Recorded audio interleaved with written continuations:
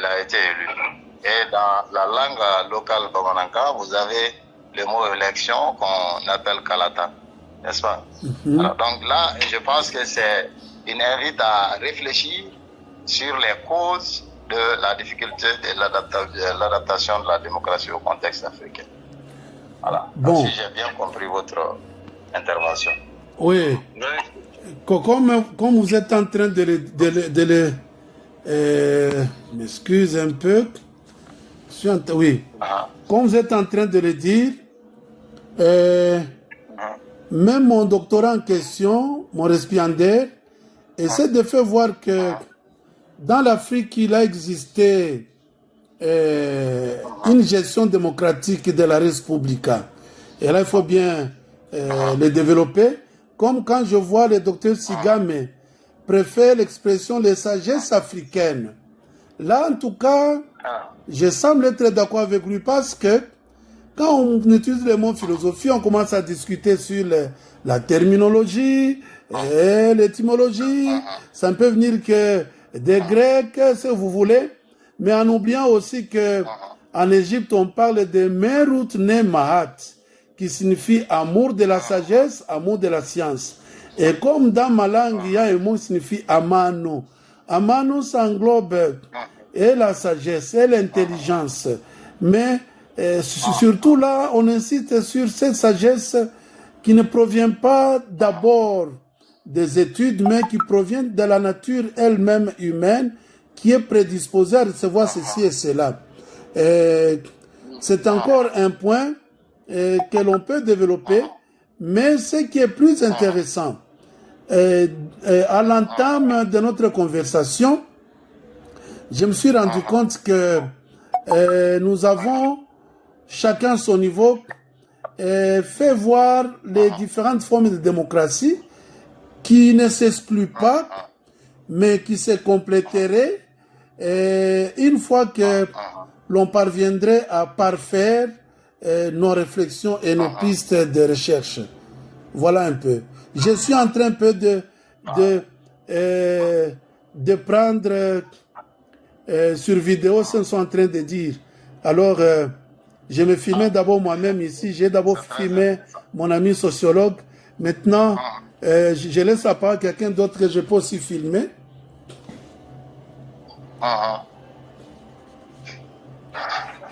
Oui.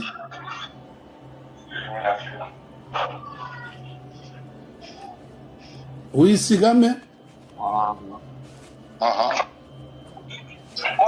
je disais que c'est toujours une très bonne chose de garder des traces des échanges. C'est pas même de la transmission de connaissance. Donc oui, moi je mets surtout l'accent sur la culture, comme l'a dit Mahmoud, la culture et l'éducation à la démocratie plutôt que à cette approche systématique qui ne marche pas souvent, qui ne marche pas. Mais l'éducation et la culture démocratique, surtout comme l'a dit le professeur, c'est-à-dire que même si je me dis dans les discours démocrates, est-ce que dans les graines que je plante tous les jours démocratie, est-ce que dans les rapports que j'ai avec mes enfants, je cultive la démocratie? Est-ce que dans mes relations professionnelles, je suis démocrate? La démocratie est toute culture. C'est pour ça que je disais à un moment donné, mais la démocratie portée par le discours politique ou par les idéologies, soit socialistes ou libérales, cette démocratie est traitée par Karl Marx, par Jean-Jacques Rousseau, par Montesquieu. Cette démocratie-là, c'est ce que je disais, elle est d'une étape, d'une phase de l'évolution sociale de l'humanité, le libéralisme. Moi, je considère le libéralisme une phase, une étape, comme le marxisme est une étape aussi. Donc, les phases de production agraire, industrielle, technologique, toutes les phases de production correspondent à des états d'esprit, à des comportements.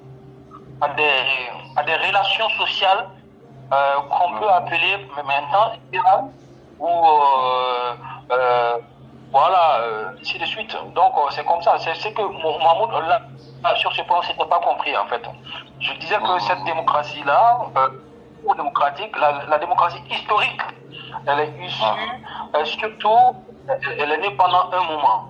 Mais la vraie démocratie, la question que le philosophe se pose, c'est quelle est la forme de gouvernance la plus adaptée à l'homme selon les natures étudiées, selon ce que nous, on sait l'homme. C'est ça notre travail de philosophe. Et ce ne peut être que la démocratie.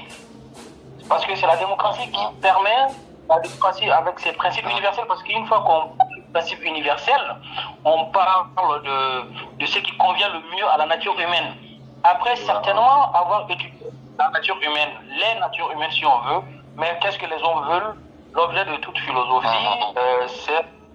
l'objet de toute science, c'est de trouver une bonne vie, la meilleure vie possible pour que les gens vivent bien. Donc, qu'est-ce qui peut faire en sorte que cela se passe? Maintenant, il faut une forme de gestion politique, de gestion universelle. Cette forme de gestion universelle, c'est vraiment la démocratie. Et pas la démocratie selon toutes les cultures, comme peut-être on va. Parce que moi, selon moi, il ne faut pas qu'on tombe dans le wokisme. Le wokisme est en train d'empoisonner actuellement tous les domaines de la pensée.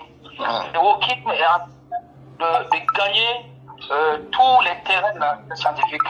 C'est-à-dire que on ne peut plus plutôt que là, on est en train même de mettre en cause la science. Donc, le wokisme,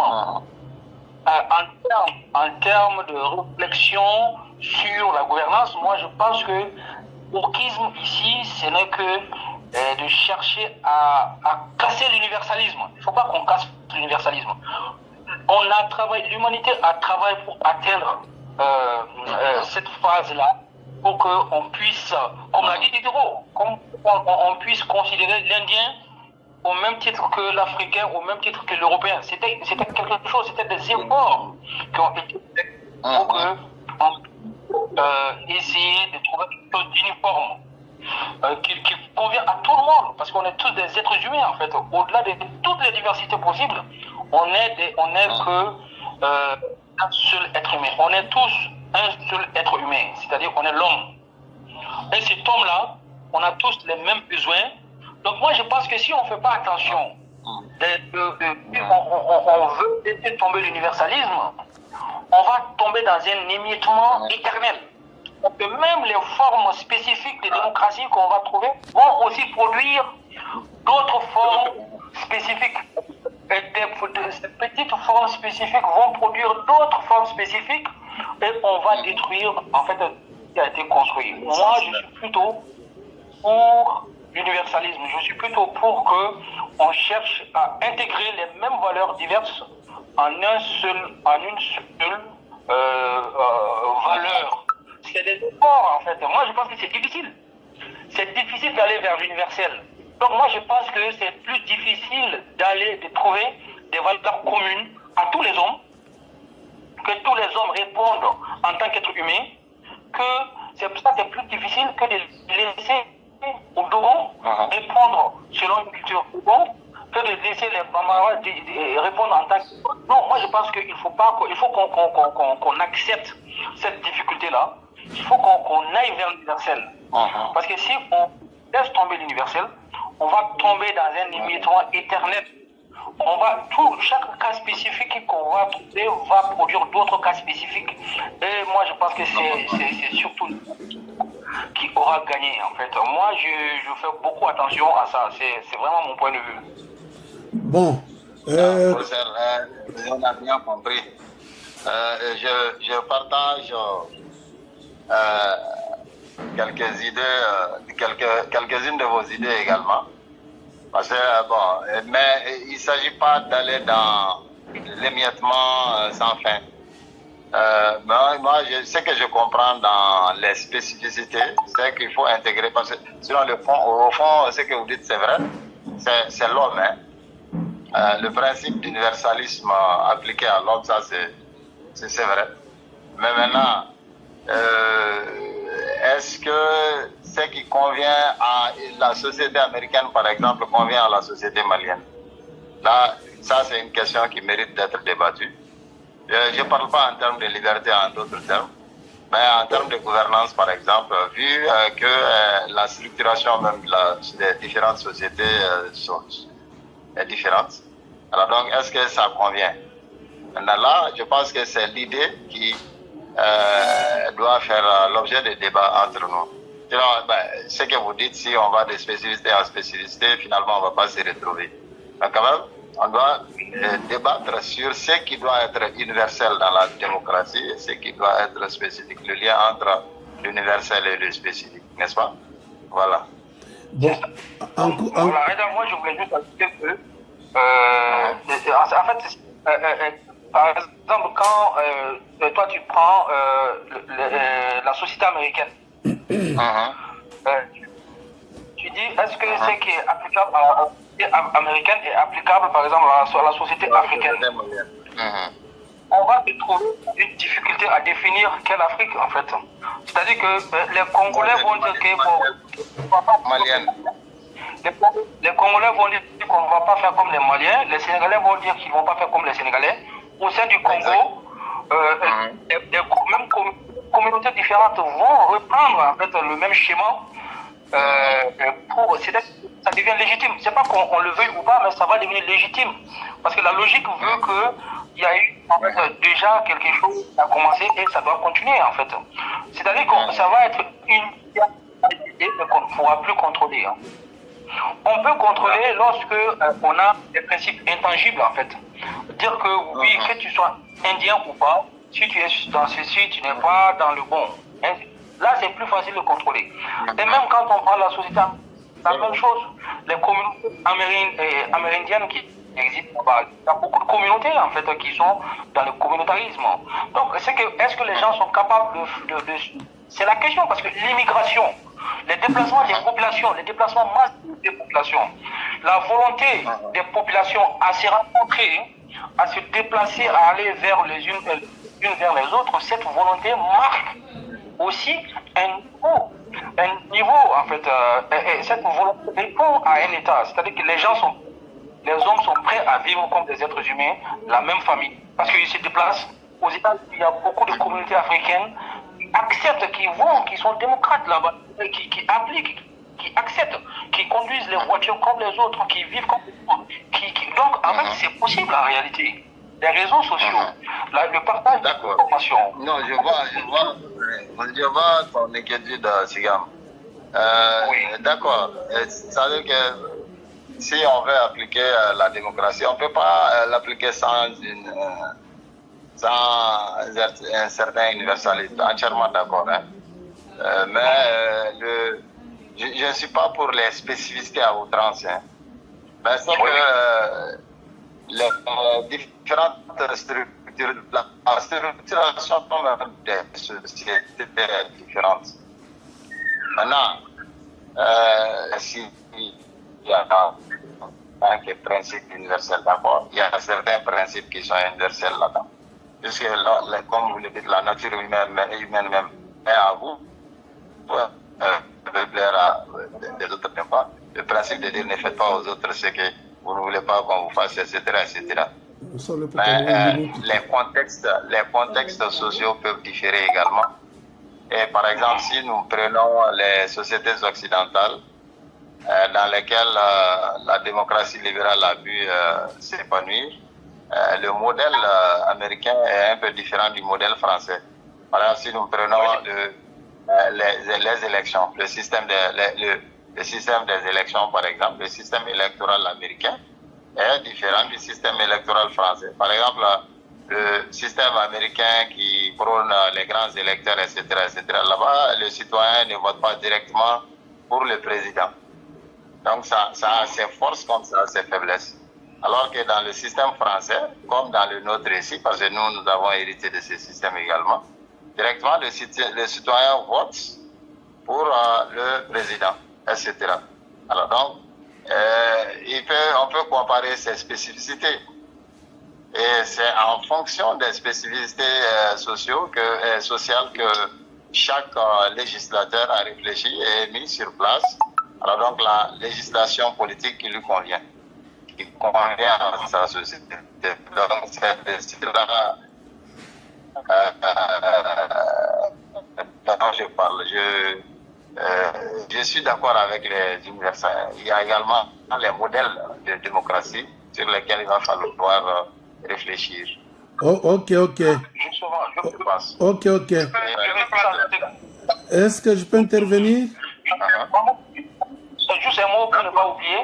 En fait, je pense que les contextes sociaux sont en perpétuelle mutation. C'est-à-dire que les sociétés sont en mutation, ce qui fait que il va être, si on prend un modèle, d'adapter les modèles à chaque mutation sociale. C'est pour ça que les principes, en fait, les principes moraux, la moralité, la base même de la démocratie, c'est-à-dire que la politique, c'est-à-dire que tant que le modèle convient, en fait, aux bonnes mœurs, tant que le modèle permet l'épanouissement des individus, donne à la société il est bon. Alors, la morale est le curseur qui doit déterminer la bonne marche du système démocratique. Est-ce que marche? C'est ça en fait. Voilà, Mahmoud. Est-ce que j'ai pas bien compris cette est-ce que vous acceptez que c'est la morale qui fait quoi? vous acceptez que je passe la parole au philosophe de la morale? C'est la morale. Si le système marche, si le modèle marche. En fait, il n'y a pas. C'est pour ça que le modèle universel est justement le modèle qui permet en fait le développement donc où qu'il soit. C'est-à-dire qu'il soit Dogon, qu'il soit Malinké, on cherche en fait on a les mêmes besoins. Donc, quel est le modèle qui permet la gouvernance?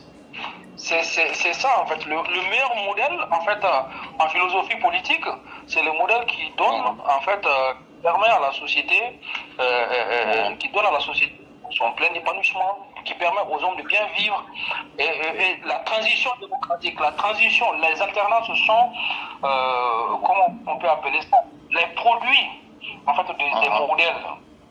Ce sont les produits des modèles. Si ça ne marche pas, la question se pose justement, c'est parce que ça ne marche pas qu'on a ce débat, on veut savoir qu'est-ce qui est bon, en fait. C'est parce que ça ne marche pas. Donc le meilleur modèle, en fait, il sévit. Quand le modèle marche, on n'a même pas, les gens ils passent à autre chose. Donc c'est l'objet même de la philosophie générale et de la politique. Toutes les réflexions qui ont été produites même depuis le siècle, même Platon, quand il se met il va montrer le tyran de Syracuse, que ça soit pour se déplacer, pour se faire chasser, et tout ça, parce qu'il y a des choses qui ne vont pas en fait. Et quand ça ne va pas, le philosophe, c'est ce que Jean-Jacques Rousseau dit au début du contrat social. Il dit qu'on me dit pourquoi tu pour le contrat social. Je dis, oui, parce que je ne suis pas roi. Si je suis roi, je n'avais pas besoin d'écrire. Je l'appliquerai. Bon, voilà. Donc on a un problème parce que les sociétés, en réalité, nos sociétés actuellement, ils utilisent le Facebook. Ils comprennent quand ils regardent les films, ça marche. Ils comprennent le fonctionnement de la Maison Blanche, ils comprennent le fonctionnement de l'Assemblée, des assemblées. Il y a 20 ans, il y a 30 ans, les gens ne connaissaient pas tout ça. Les gens au village ne connaissaient pas tout ça. Mais aujourd'hui, à la télé, ils voient tout. En fait, je dis, les populations les hommes sont prêts. Maintenant, en fait, ils font, je ne sais pas, peut-être qu'ils ont des intérêts, voilà, qui divergent. Mais en tout cas, mentalement, je pense que les hommes sont prêts. Les hommes, 90% des populations, de la population mondiale est prête pour être gouvernée de manière démocratique. Ok. Est-ce que vous acceptez que je passe la parole à notre collègue, le philosophe de la morale. D'accord, merci, professeur. Oui. D'accord, bon, le Siga apporte une bonne partie de mes préoccupations parce que, comme pour lui, je pense que la démocratie a des principes universels qu'il faut respecter. Parce que si on doit respecter, par exemple, la liberté humaine, on peut pas créer une liberté pour les Africains et une liberté pour les Occidentaux. Il faut que il faut une liberté commune à tous les hommes. Il faut une liberté commune à tous.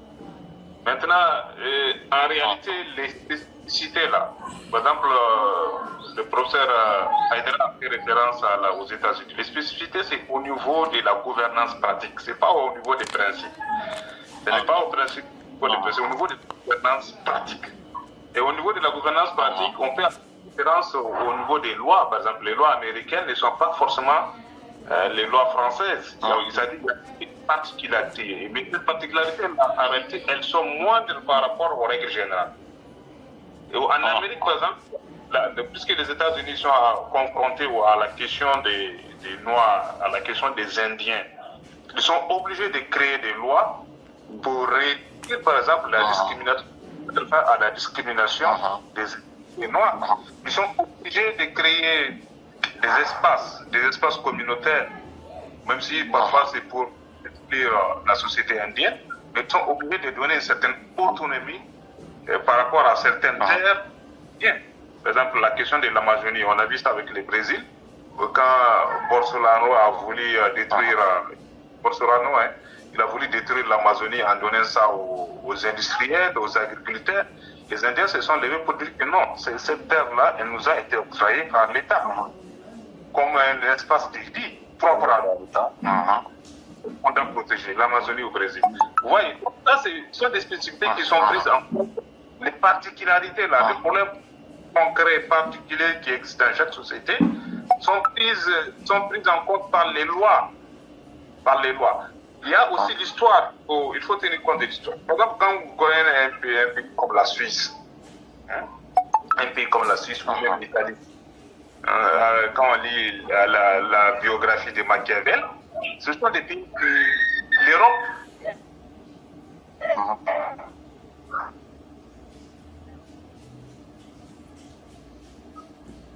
Allô? On n'entend pas bien. On nous entend pas bien, mon frère. Non, je disais que... Ça, on n'entend plus. Voilà, là, ça me fait. Vous m'entendez maintenant? Oui, allez-y. Je disais aussi qu'il faut tenir compte de l'histoire. Voilà, l'histoire, elle est importante. Quand on prend par exemple le cas de la Suisse, de l'Italie, ce sont des gens qui ont passé leur temps à faire la guerre. Entre les rois de la France, l'Allemagne, la Prusse, ils étaient obligés, la famille Médicis, etc., ils étaient obligés de trouver des moyens pour sortir de cette guerre. Donc, toutes ces spécificités-là, les spécificités en réalité, les particularités répondent à des questions concrètes auxquelles le gouvernement fait face. Mais les principes généraux, c'est la question de l'élection, les choix, par exemple, de choisir ses dirigeants, les droits aux citoyens de participer à l'élaboration des lois, à l'organisation de l'État de manière... Ce sont des questions indiscutables, quels que soient les pays. Par exemple, on ne peut pas empêcher aux gens de s'exprimer librement et dire qu'on est une démocratie. Non, une fois que la liberté d'expression, la liberté de la presse, les libertés fondamentales, la justice n'est pas... Bon, c'est un problème de réseau peut-être. J'ai dit une fois que la justice n'est pas indépendante, la liberté d'expression n'existe pas. Ça crache là. Là, c'est... Oh là là. Je disais qu'une fois que la liberté d'expression n'existe pas dans un pays, ça crache. Ah, c'est bon. Là, j'ai un problème. Alors, vous m'entendez maintenant? Oui, nous vous entendons. D'accord. Je disais qu'une fois que la liberté d'expression n'existe pas dans un pays, la liberté de la presse, la justice n'est pas indépendante, on ne peut plus parler de démocratie. On est dans une dictature en réalité. On ne peut pas parler de démocratie. Donc les principes généraux de la démocratie, ce sont ceux-là. Le respect des libertés fondamentales, le respect de l'indépendance de la justice, le respect de la liberté d'expression, la liberté pour les citoyens de choisir leurs dirigeants, de choisir leurs lois, etc. etc. Mais les spécificités, elles répondent à des questions concrètes. Par exemple, pour choisir un dirigeant malien, on est obligé de mettre des critères en place pour dire, voici quelqu'un qui doit être président de la République. Par exemple, on ne va pas choisir un criminel, un reclus de la justice, être candidat aux élections présidentielles. On est obligé de dire, bon, il faut qu'il soit de bonne moralité, il faut qu'il ait un casier judiciaire. On n'entend pas. Allez-y. On n'entend pas. J'ai dit, il faut, par exemple, au cas où on choisit les dirigeants, il faut dire, par exemple, celui qui doit être candidat aux élections présidentielles, il faut qu'il soit un homme responsable, un casier judiciaire vierge, il faut qu'il soit de bonne moralité, etc. etc. C'est ça. Donc, là, ce sont des particularités par rapport à la gouvernance, par rapport aux réponses auxquelles on doit apporter directement aux problèmes de la société. Mais les principes universels sont les mêmes. Ils sont les mêmes. C'est comme ça. C'est ce que j'ai à dire, professeur. Merci. Ok. Est-ce que vous permettez que je glisse un mot? C'est pas trop bavard comme Haïdra et Sigam. Est-ce que je peux glisser un mot? Oui, professeur. Ok. Après vous avoir entendu parler, est-ce que vous me suivez très bien?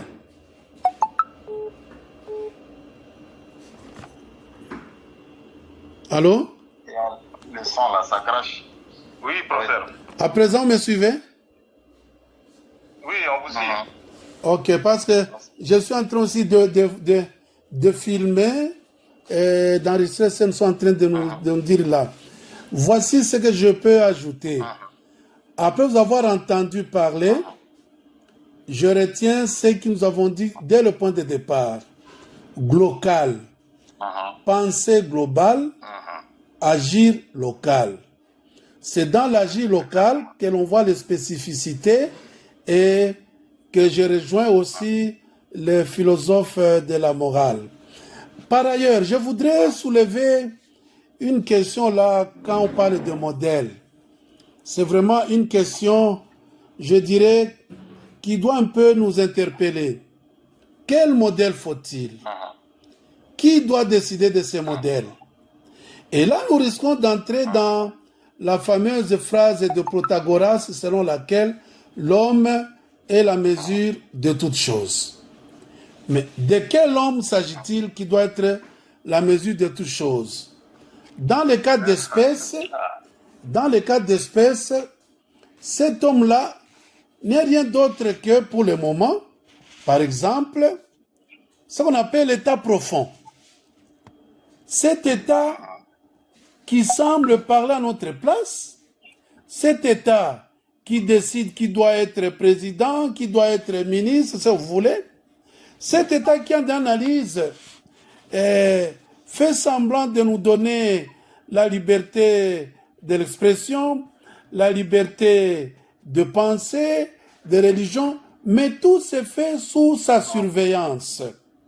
Voilà pourquoi, à ce niveau-ci, nous devons même, en tant qu'intellectuels, penser aux réseaux sociaux, aux médias que nous utilisons. Parce que là, nous sommes en train d'y laisser nos identités numériques à travers les traces que eux, avec leur algorithme, parviennent à rassembler, ainsi de suite, de telle sorte que ce qui se fait avec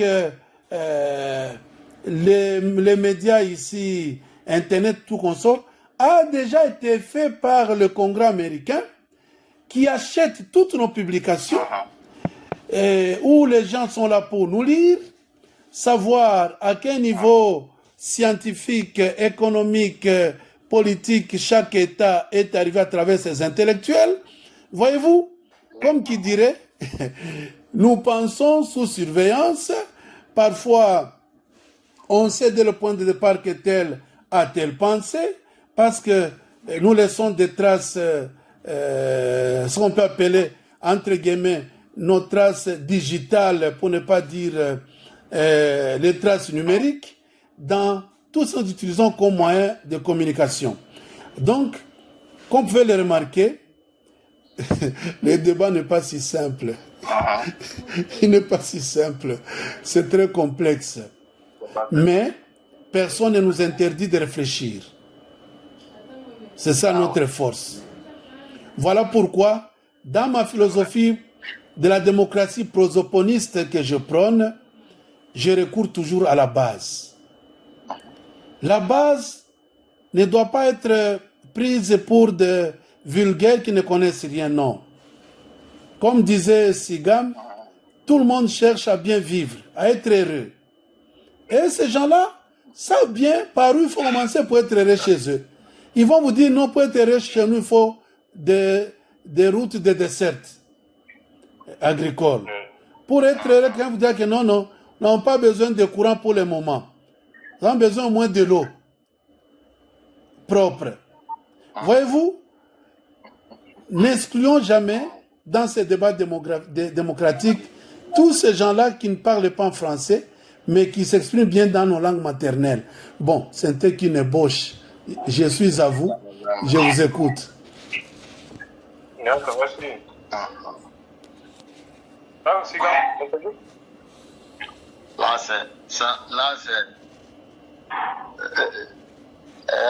professeur, là, c'est un autre débat. Hein. Vous êtes en train de soulever le problème de la participation. Ouais. Hein? Ouais. Vous soulevez ici le problème de la participation. Et de la surveillance. Au niveau de nos sociétés. Ouais. Parce que, comme on le dit, hein, ça crache là. Moi, je vous écoute. La démocratie, c'est uniquement au niveau des élites. Hein. Voilà, donc les autres, la majorité est exclue. Parce qu'ils ne parlent pas français, comme vous le dites, au niveau des pays francophones. Maintenant, est-ce qu'on ne va pas avoir d'autres manières pour promouvoir la participation, comme vous le dites? Parce qu'on a développé un faux concept et on pense que tous ceux qui n'ont pas été à l'école et autres ne comprennent pas grand-chose et puis on peut faire tranquillement notre démocratie sans qu'ils ne branchent.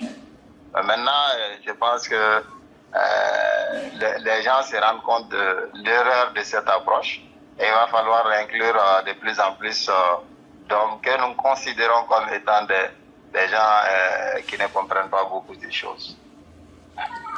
Ok. Bon, je viens d'enregistrer une partie. Alors, je vais voir dans quel... je vais balancer pour voir dans quelle mesure cet enregistrement-là peut être récupéré pour être mis sur nos forums ou nos forats. Je ne sais pas. Oh là là, malheureusement, ça crache. Ça crache? Non, on vous entend. Ok. Allô? Oui, on vous entend. Ok. Alors, je vais essayer de balancer ma vidéo que je viens d'enregistrer et qu'on l'étudie, que votre centre voit qu'est-ce qu'on peut retenir comme thème. Mais je vous avais dit que en réfléchissant à haute voix, j'ai parlé de quelle démocratie pour les Afriques contemporaines, tout au pluriel. Et à travers les débats, il y a eu le problème de l'universel et des particularités.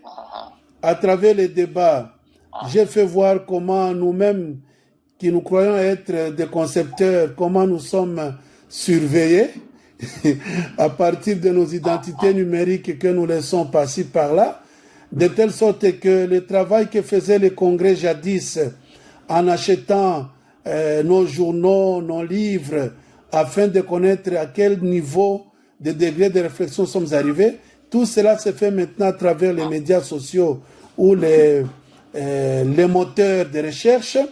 Et j'ai aussi rappelé que souvent dans nos débats, nous n'accordons pas la parole à la base, à ces gens-là que nous appelons analphabètes. Oui, ils sont analphabètes parce qu'ils ne savent pas écrire, parler en français, mais ils sont intellectuels parce qu'ils utilisent l'intelligence pour résoudre les problèmes existentiels.